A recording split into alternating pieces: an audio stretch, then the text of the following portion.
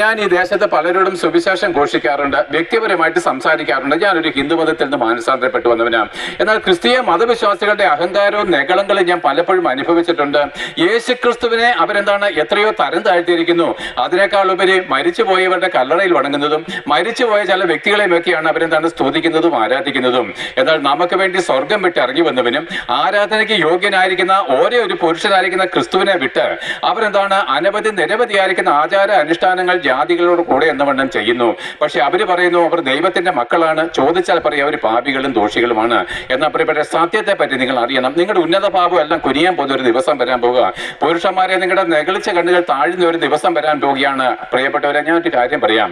ഒരു ശ്വാസം നമ്മൾ അകത്തോട്ട് എടുത്താൽ നിങ്ങൾക്ക് അറിയാവുന്ന കാര്യം ഒന്ന് ഓർമ്മിപ്പിക്കുക.